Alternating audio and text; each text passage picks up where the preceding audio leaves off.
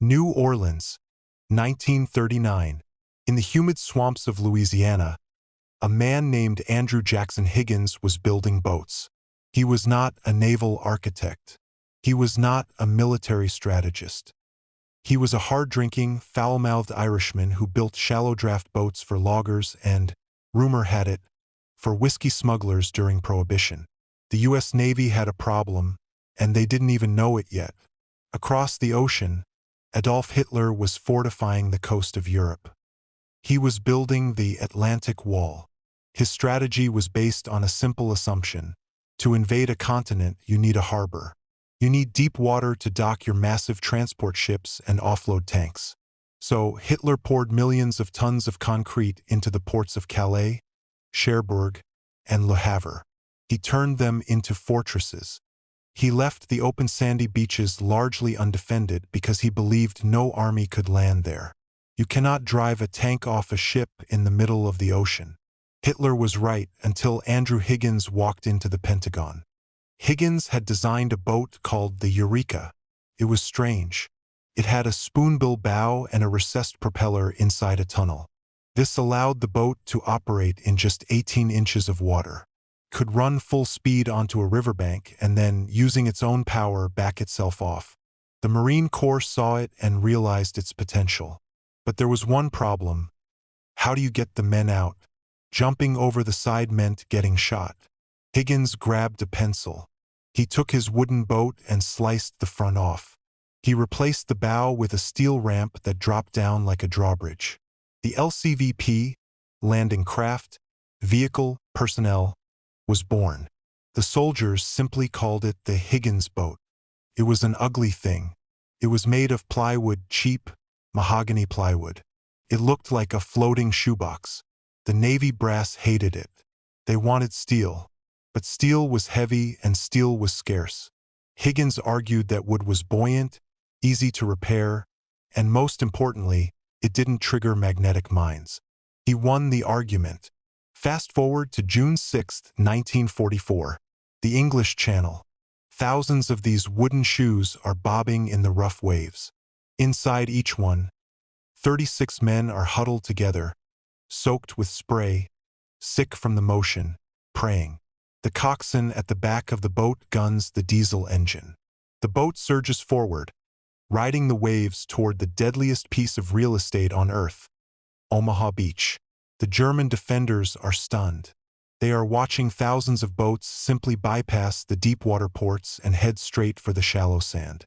The Higgins boat hits the beach with a grinding crunch. The steel ramp slams down into the surf. In seconds, a jeep or a platoon of infantry charges out onto dry land. Before the German artillery can zero in, the coxswain throws the engine into reverse, the boat backs off the sand, and heads back to the transport ship for another load. It was a conveyor belt of war. This simple wooden boat changed the geography of battle. It meant the Allies could attack anywhere, anytime. It turned every inch of coastline into a potential invasion point. Years after the war, General Dwight D. Eisenhower was asked how the Allies defeated the mighty German war machine. He didn't mention the atomic bomb. He didn't mention the B-17 bomber.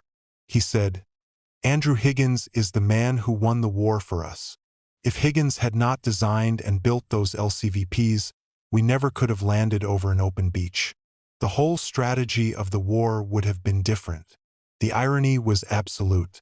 The Thousand-Year Reich, built of steel and concrete, was dismantled by a boat made of plywood and glue, designed by a swamp rat from Louisiana.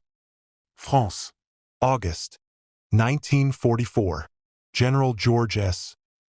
Patton stands in the turret of a Sherman tank, looking east toward Germany. He is angry, not because of the enemy. The German army is retreating in chaos. He is angry because his tanks are silent. They are out of gas. This is the tyranny of distance. The Allied armies have broken out of Normandy and are racing across France faster than any army in history. But every mile they advance, they stretch their supply lines until they snap. The railroads are destroyed, bombed by the Allies themselves weeks earlier. The ports are hundreds of miles behind them. In any previous war, the offensive would have stopped. The Army would have to wait weeks for supplies to catch up. But the American Army had a secret weapon. It wasn't a tank. It wasn't a bomber. It was a truck. The GMC CCKW. The soldiers simply called it the Jimmy or the Deuce and a Half because it was rated to carry 2.5 tons off-road. To understand why this truck won the war, you first have to look at the enemy. Cinema tells us that the German Wehrmacht was a mechanized machine. We see panzers and half-tracks, but the reality was shockingly different. In 1944, the German logistical backbone was not the truck. It was the horse. The German 7th Army used thousands of horses to pull artillery and supply wagons. When a German division moved, it moved at the speed of walking hooves. When a horse died, the supplies stopped. The U.S. Army, by contrast, was the first fully motorized force in human history. And the Deuce and a Half was its heartbeat. It was a masterpiece of mass production. It had 6-wheel drive. It could climb a 60% grade, could drive through waist-deep mud, and most importantly, Detroit built 560,000 of them. When Patton's tanks ran dry, the Army launched the greatest trucking operation the world had ever seen, the Red Ball Express.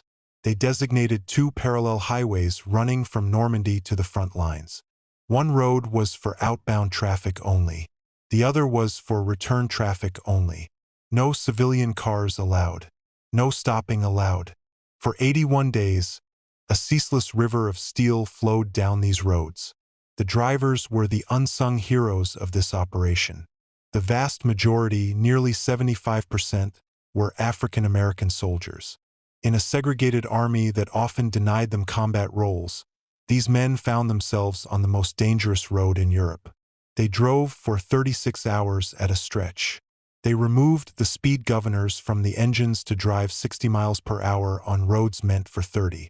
They drove at night with cat-eye slits for headlights to avoid German aircraft. It was a suicide mission in slow motion. Drivers fell asleep at the wheel. Trucks slid off icy roads. German snipers targeted the fuel tankers. But they didn't stop. At its peak, the Red Ball Express was delivering 12,000 tons of supplies every single day. There is a famous story of a German commander captured in late 1944. He was being driven to a POW camp in the back of a Deuce and a Half.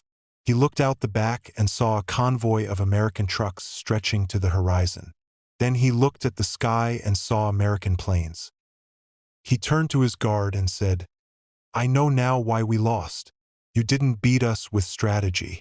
You defeated us with logistics. We have to count every liter of gasoline. You treat gasoline like water." The GMC CCKW wasn't glamorous. It didn't have a big gun, but it did something no German weapon could do. It erased the distance between the factory and the front line. It proved that in modern war, the truck driver is just as lethal as the tank commander. The Pacific Theater, 1943. When we picture the arsenal of democracy, we picture lethal machines, the P-51 Mustang fighter, the Sherman tank, the Iowa-class battleship. Weapons designed to kill. But in the brutal island-hopping campaign against Imperial Japan, the most vital piece of American hardware didn't fire a single shot. It had no armor plating.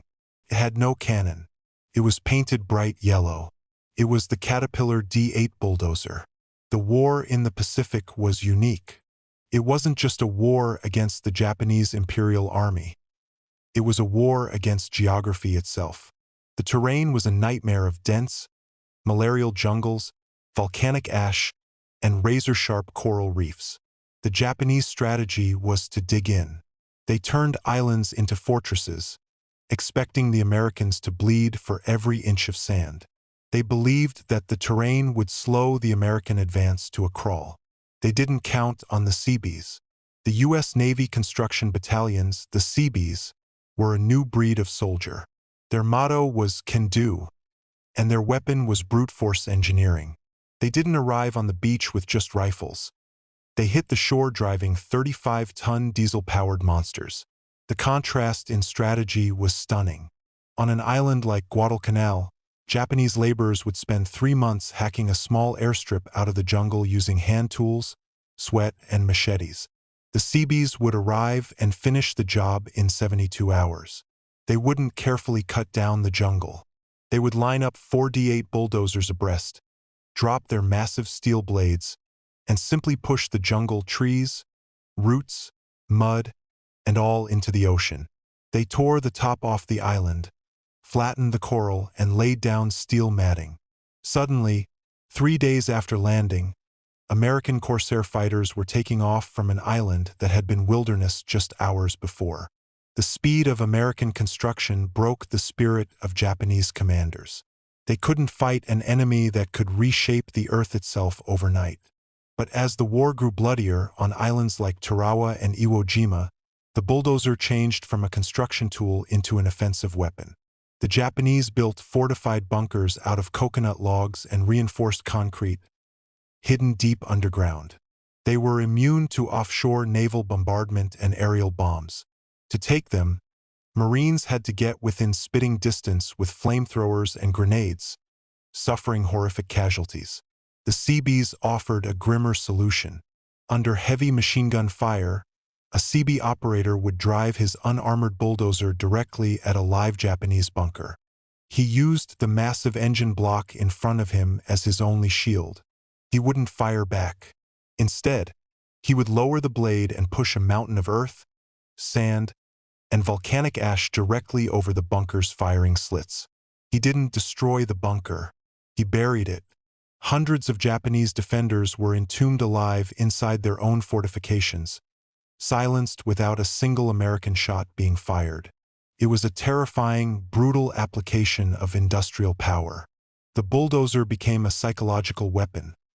The sound of its diesel engine revving meant you were about to be erased from the surface of the earth. After the war, Admiral William Halsey, commander of the South Pacific area, listed the 4 things that ensured victory against Japan. He named the submarine, the radar, and the airplane. And then he named the bulldozer.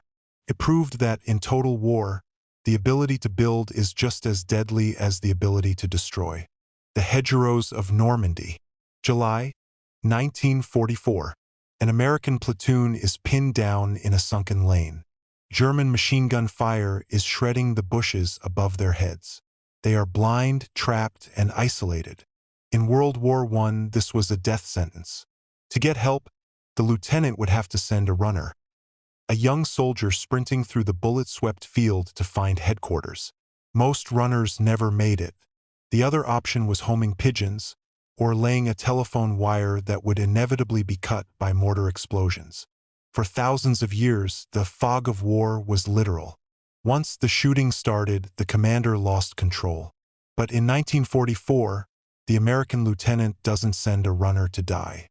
He turns to the soldier next to him, a man groaning under the weight of a massive, square olive-drab backpack. The lieutenant grabs a black handset, presses a butterfly switch, and speaks in a normal voice. "King Sugar Abel, this is Baker 2. We have a machine gun nest at coordinates 429.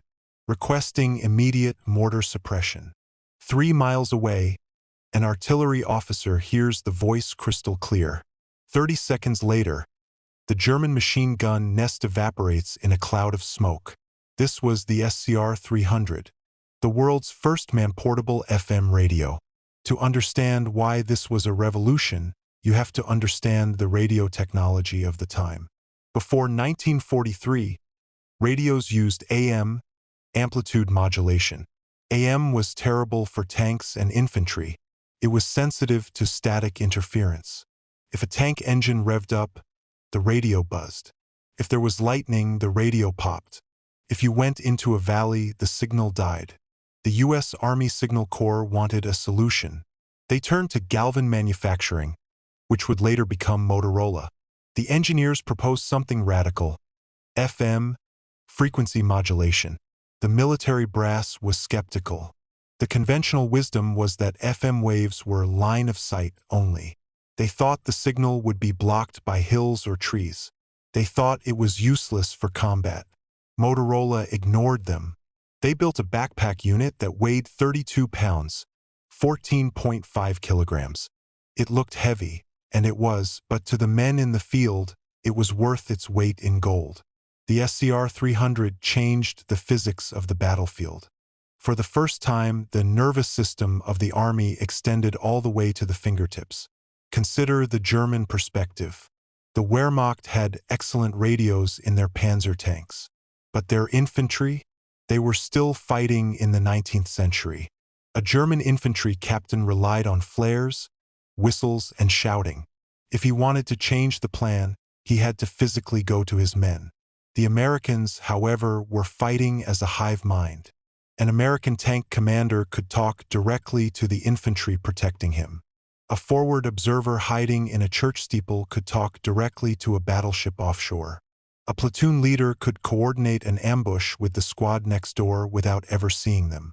This created a terrifying phenomenon for the Germans known as time on target. German prisoners often complained that the Americans were everywhere. They would say, "We ambush you, and within 2 minutes, artillery is landing on our heads. How do you do it?" They didn't realize that the skinny kid with the funny-looking antenna sticking out of his backpack was the most dangerous man on the battlefield. He wasn't carrying a rifle. He was carrying the power of an entire artillery battalion. The SCR-300 was rugged. It was waterproof. It worked in the freezing Ardennes and the steaming jungles of Saipan.